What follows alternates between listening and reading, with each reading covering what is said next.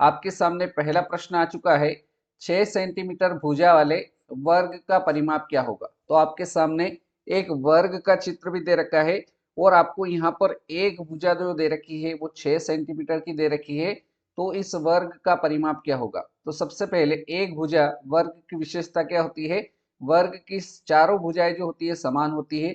अगर ये यहाँ से लाकर ये वाली भुजा को हम 6 मानते हैं, 6 दे रखी है, मानने की आवश्यकता नहीं है। ये अगर 6 है तो ये वाली भुजा भी 6 सेंटीमीटर की होगी, ये वाली भुजा भी 6 सेंटीमीटर की होगी और ये भुजा भी 6 सेंटीमीटर की होगी। तो आपको यहाँ पर परिमाप बताना है। तो आपको एक सूत्र याद रखना है जो कि होता है वर्ग के परिमाप का, वर्ग का परिमाप। और वर्ग के परिमाप को निकालने के लिए सूत्र क्या होता है। तो इसके लिए सूत्र होता है 4 गुणित भुजा। तो 4 गुणित भुजा, भुजा का मान 6 दे रखा है तो यहाँ 6 रख देंगे तो 4 छंग कितना हो जाएगा, 24 हो जाएगा। और परिमाप है इसलिए इसकी इकाई क्या होगी, सेंटीमीटर होगी। तो पहले सवाल में आपसे पूछा था कि 6 सेंटीमीटर भुजा वाले वर्ग का परिमाप क्या होगा।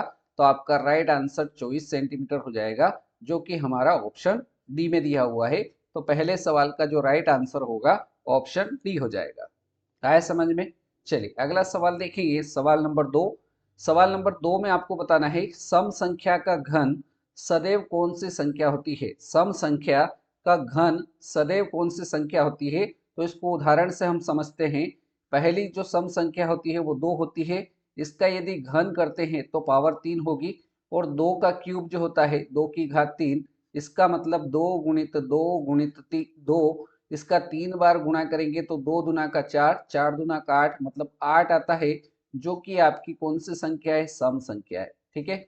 अगली सम संख्या अगर हम 4 लेते हैं, 2 के बाद अगली संख्या 4, इसका भी अगर क्यूब करेंगे तो ये हो जाएगा 4 गुणित 4 गुणित 4, अर्थात 4 का 3 बार गुणा करेंगे तो 4 चौक 16, 16 चौक 64। तो यहाँ पर भी हमारे पास जो संख्या आई है 64, यह भी सम संख्या है। अर्थात हम बता सकते हैं कि सम संख्या का घन सदैव कौन सी संख्या होती है, सम संख्या होती है। अर्थात विकल्प ए हमारे सवाल का राइट आंसर हो जाएगा। आया समझ में। तो इस प्रकार से ये आपका दूसरा सवाल कंप्लीट होता है। सवाल नंबर 3 देखिए, इसमें दे रखा है 3x माइनस 5 बराबर माइनस का 2। इसमें आपको x का मान बताना है। तो कैसे सरल करेंगे इसको, 3x माइनस 5 बराबर माइनस का 2, यहाँ से 3x बराबर माइनस 2, ऐसा कैसा, इधर से माइनस के 5 को इधर लाएंगे तो माइनस का 5 इधर आएगा, प्लस का 5 हो जाएगा। तो यहाँ से 3x बराबर क्या बचेगा, प्लस के 5 में से माइनस का 2 घटेगा तो प्लस का 3 बचेगा। अब मान x का निकालना है तो x बराबर गुणा में 3 इधर आएगा तो भाग में चला जाएगा 3 के बटे में, तो 3 से 3 कट जाएगा। तो यहाँ से आपका x का मान कितना आ जाएगा, x का मान 1 आ जाएगा। अर्थात इस प्रश्न संख्या 3 का राइट आंसर ऑप्शन सी के साथ रहेगा। ठीक है। चलिए अगला सवाल देखेंगे, सवाल नंबर 4। सवाल नंबर 4 में आपको बताना है कि वर्ग का क्षेत्रफल 144 वर्ग सेंटीमीटर है, तो वर्ग की भुजा क्या होगी। तो हम जानते हैं, क्या जानते हैं कि वर्ग का क्षेत्रफल, वर्ग का क्षेत्रफल, वर्ग का क्षेत्रफल बराबर सूत्र क्या होता है। तो वर्ग के क्षेत्रफल का सूत्र होता है भुजा का स्क्वायर या भुजा का वर्ग। तो वर्ग के क्षेत्रफल का सूत्र हमने लिख दिया भुजा की घात 2। यहाँ पर वर्ग का क्षेत्रफल आपको सवाल में दे रखा है, कितना है दे रखा है 144। तो 144 बराबर हो जाएगा भुजा के स्क्वायर के। यहाँ तक कोई समस्या आपको नहीं होगी। अब यहाँ पर हम देख रहे हैं 144 जो होता है यह 12 का स्क्वायर होता है। इसका स्क्वायर होता है 12 का वर्ग होता है। तो यहाँ पर भुजा का स्क्वायर ऐसा कैसे ही रहने देंगे, ये स्क्वायर से स्क्वायर कट जाएगा। अर्थात यहाँ से आपके पास भुजा कितनी आ जाएगी, भुजा बराबर 12 सेंटीमीटर हो जाएगी। तो इस प्रकार से हम क्या निकाल सकते हैं, भुजा निकाल सकते हैं। तो 12 सेंटीमीटर हमारी भुजा हो जाएगी, जो कि हमारा राइट आंसर सवाल नंबर 4 का हो जाएगा। चलिए अगला सवाल देखेंगे, सवाल नंबर 5। सवाल नंबर 5 देखिए, करने की कोशिश करिएगा। सवाल में बोला गया है एक समबाहुभुज की कितनी भुजाएं होगी यदि एक बाह्य कोण हमें 24 डिग्री का अगर दे रखा है तो उसमें भुजाओं की संख्या आपसे पूछी जा रही है। तो सबसे पहले हम लिखेंगे एक बाह्य कोण की माप। यहाँ पर हमें जो सवाल में दे रखा है कि एक बाह्य कोण की माप कितनी है, 24 डिग्री दे रखी है, तो यहाँ लिखेंगे एक बाह्य कोण की माप, जो कि हमें सवाल में दे रखी है 24 डिग्री। ठीक है, अब पूछा क्या जा रहा है आपसे, आपसे पूछा जा रहा है समबहुभुज में भुजाओं की संख्या। तो यहाँ पर हम लिखेंगे समबहुभुज में समबहुभुज की भुजाओं की संख्या, समबहुभुज की भुजाओं की संख्या, इसको निकालने के लिए आपको एक फार्मूला याद रखना है। समबहुभुज की भुजाओं की संख्या निकालने के लिए फार्मूला याद रख लीजिए, 360 डिग्री और बटे में एक बाह्य कोण की माप, एक बाह्य कोण की माप। इस फार्मूले की सहायता से हम क्या निकाल लेंगे, समबहुभुज की भुजाओं की संख्या निकालने वाले। तो यहाँ पर देखिए मान रख देते हैं 360, ऐसा कैसा है, एक बाह्य कोण की माप कितनी दे रखी है, 24 डिग्री दे रखी है, 24 रख देंगे। तो 360 में 24 का भाग देंगे तो कितनी बार जाएगा, एक बार जाएगा। कितना बचा, तो 24 एकम 24, 36 में से 24 गया, कितना बचा, तो ये बचा 2 और 1, कितना हो गया, 120 हो गया। 120 में 24 से भाग देंगे तो 24 पंजे कितना होता है, 120 होता है। अर्थात यहाँ से भुजाओं की संख्या कितनी आ गई, 15 आ गई। अर्थात आप बता सकते हैं कि एक बाह्य कोण यदि 24 डिग्री का दे रखा है तो आपसे पूछा जाए कि भुजाओं की संख्या क्या होगी, तो भुजाओं की संख्या 15 होगी। तो इस प्रकार से आपको परीक्षा में इस सवाल को कर लेना है। आगे बढ़ेंगे सवाल नंबर 6 की ओर। सवाल नंबर 6 में आपको बताना है कि 5% वार्षिक दर से 15,000 रुपए का 2 वर्ष के अंत में ब्याज और भुगतान की जाने वाली कुल राशि ज्ञात कीजिए। अर्थात यहाँ पर आपसे दो चीजें पूछी जा रही है कि एक तो आपको ब्याज निकालना है और दूसरा कुल राशि कितनी, अर्थात आपसे क्या पूछा जा रहा है, मिश्र धन भी पूछा जा रहा है। कैसे करेंगे, तो आपको याद रखना है कि साधारण ब्याज निकालने का सूत्र क्या होता है, जो कि होता है मूलधन गुणित दर गुणित समय और बटे में कितना आता है, 100 आता है। तो यहाँ से आपके पास सारे मान दे रखे हैं। मूलधन आपका 15,000 रुपए है तो 15,000 रख देंगे, दर आपकी 5% है, समय आपका 2 वर्ष है और भाग लगाना है 100 का। इसको सरल करेंगे तो आपका क्या आ जाएगा, ब्याज आ जाएगा। तो 2 जीरो से ये 2 जीरो कट जाएगी। तो यहाँ पर देखिए 150 ये रह गया और 5 दुना का 10 ये हो गया। तो 15 एकम 15 और 2 जीरो इसके पीछे आ जाएगी। अर्थात साधारण ब्याज कितना रुपए हो गया, 1500 रुपए हो गया। अब कुल राशि, तो कुल राशि निकालने के लिए यहाँ पर क्या करना पड़ेगा, कुल राशि निकालने के लिए आपको मूलधन के अंदर साधारण ब्याज भी जोड़ना पड़ेगा। तो आपकी क्या आ जाएगी, कुल राशि आ जाएगी। मूलधन हमारे पास 15,000 रुपए था, हमारा साधारण ब्याज कितना है, 1500 आया है। तो 15,000 में 1500 जोड़ेंगे तो कितना आ जाएगा, 16,500 आ जाएगा।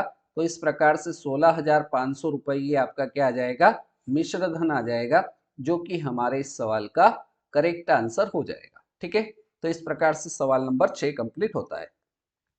सवाल नंबर 7 देखिए, इसमें दे रखा है एक ऐसे घन की भुजा ज्ञात कीजिए जिसका पृष्ठीय क्षेत्रफल 600 वर्ग सेंटीमीटर है। एक ऐसे घन की भुजा ज्ञात कीजिए जिसका पृष्ठीय क्षेत्रफल कितना दे रखा है, 600 वर्ग सेंटीमीटर दे रखा है। तो इस सवाल को कैसे ज्ञात करेंगे, हमें पता है घन का पृष्ठीय क्षेत्रफल, घन का पृष्ठीय क्षेत्रफल का सूत्र क्या होता है, तो आपको याद रखना है घन का पृष्ठीय क्षेत्रफल, इसका सूत्र होता है 6a⁴। यहाँ पर आपको सवाल में घन का पृष्ठीय क्षेत्रफल कितना दे रखा है, 600 दे रखा है, जो कि किसके बराबर होगा, 6a⁴ के बराबर होता है। तो यहाँ से 6a⁴ इसको आगे लिख लीजिए, 600 को इधर लिख लीजिए, कोई फर्क नहीं पड़ता है। हमको भुजा ज्ञात करना है, अर्थात a² का मान निकालना है। तो इसको a² को यहीं रहने देंगे, 6 को इधर भेज देंगे। तो 600 के बटे में 6 चला जाएगा, क्योंकि इधर गुणा में था, इधर आएगा भाग में चला जाएगा। इसको सरल करेंगे तो ये 100 आ जाएगा। 100 जो होता है ये किसका स्क्वायर होता है, तो 100 10 का स्क्वायर होता है। स्क्वायर से स्क्वायर कट जाएगा। तो यहाँ से भुजा अर्थात a का मान कितना आ गया, 10 सेंटीमीटर आ गया। अर्थात भुजा जो होगी वो कितने सेंटीमीटर की होगी, 10 सेंटीमीटर की होगी, जो कि हमारे इस सवाल का राइट आंसर हो जाएगा। क्लियर। चलिए अगला सवाल देखिए, सवाल नंबर 8। 5 कोष्टक में 2x प्लस 1 कोष्टक में 3x प्लस 5 भागित 2x प्लस 1 इसका मान ज्ञात करना है। सबसे पहले सवाल को व्यवस्थित लिख लेंगे। तो 5 कोष्टक में 2x प्लस 1 कोष्टक के अंदर दे रखा है 3x प्लस 5 और भाग देना है, मतलब पूरे के बटे में कितना आ जाएगा, 2x प्लस 1 आ जाएगा। यहाँ तक कोई दिक्कत है क्या? नहीं है। तो यहाँ पर देखिए 2x प्लस 1 यहाँ पर भी है और 2x प्लस 1 यहाँ पर भी है, तो जो बचेगा उसको लिख लेंगे। तो 5 बचा है, कोष्टक के अंदर बचा है 3x प्लस का 5, इसको सरल कर लीजिए, आंसर आ जाएगा 5 तिया 15x प्लस 5 5 25। तो यही हमारा इस सवाल का राइट आंसर हो जाएगा, जो कि 15x प्लस 25 बिल्कुल करेक्ट आंसर हो जाएगा। सवाल नंबर 9 की ओर बढ़ते हैं। सवाल नंबर 9 में दे रखा है द्विपदों को गुणा कीजिए। यहाँ पर दो पद दे रखे हैं, दोनों का आपस में गुणा करना है, अर्थात इसका मतलब क्या है, 2x प्लस 5 और यहाँ और दे रखा है, इसमें ये वाला जो पद दे रखा है 4x माइनस 3 का गुणा करना है। तो सबसे पहले हम क्या करेंगे, इस 2x का इस पूरे कोष्टक में गुणा करेंगे। तो हम लिख देते हैं 2x का गुणा होगा 4x माइनस के 3 के साथ। अगली बार में 5 का गुणा होगा 4x माइनस 3 के साथ, इसको सरल कर लेते हैं, आंसर आ जाएगा।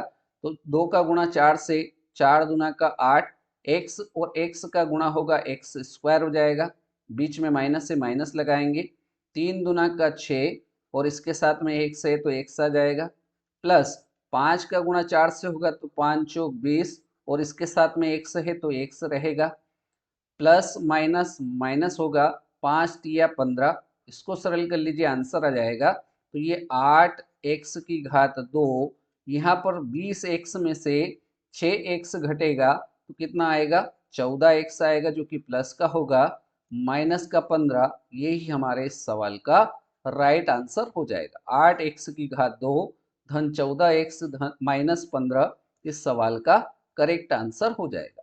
तो इस प्रकार से आपको एग्जाम में कर लेना है। अब बारी है आज के इस वीडियो के अंतिम सवाल, सवाल नंबर 10 की। इसमें आपको समीकरण को हल करना है। तो सबसे पहले x माइनस 5 बटे में 3 बराबर x माइनस 3 बटे में 5, इसको हल करना है।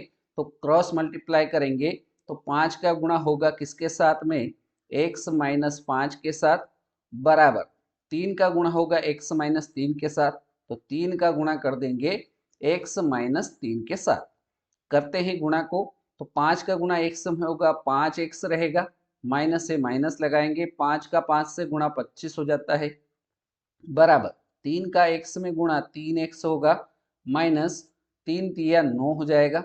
x से x वाले पदों को एक तरफ कर लेते हैं, संख्या को एक तरफ, तो यहाँ से 5x ही रहेगा, 3x प्लस का है इधर आएगा, माइनस का 3x हो जाएगा, बराबर माइनस का 2 यथावत रहेगा, इधर से माइनस का 25 उठ के इधर आएगा, तो माइनस का 25 इधर आएगा तो प्लस का 25 हो जाएगा। यहाँ तक कोई भी समस्या आपको नहीं होगी। यहाँ पर देखिए प्लस का, ये इसके आगे कोई चिन्ह नहीं, मतलब प्लस का 5x में से 3x घटेगा तो 2x बचेगा, बराबर 25 में से माइनस का 9 घटेगा तो 16 बचेगा। अब मान हमको x का निकालना है, तो x के साथ में 2 जो है गुणा में है, इधर भेज देते हैं, तो इधर 16 के साथ में कहाँ आ जाएगा, बटे में चला जाएगा, 2 से इसको भाग देंगे तो 2 एकम 2, 8 दूना का 16, तो x का मान कितना हो जाएगा, 8 हो जाएगा। तो इस प्रकार से आखिरी सवाल का जो राइट आंसर होगा वो 8 हो जाएगा। तो इस प्रकार से आपको समीकरण को हल कर लेना है। उम्मीद करता हूँ आज के इस वीडियो में 10 सवाल जो हमने हल किए हैं वो आपको अच्छे से समझ में आए होंगे। वीडियो अगर पसंद आया हो तो लाइक करें, शेयर करें और चैनल पर नए हो तो चैनल को सब्सक्राइब कर लीजिए। आज के इस वीडियो में इतना ही, अगले वीडियो में फिर मिलते हैं नए सवालों के साथ। तब तक के लिए जय हिंद, जय भारत, धन्यवाद।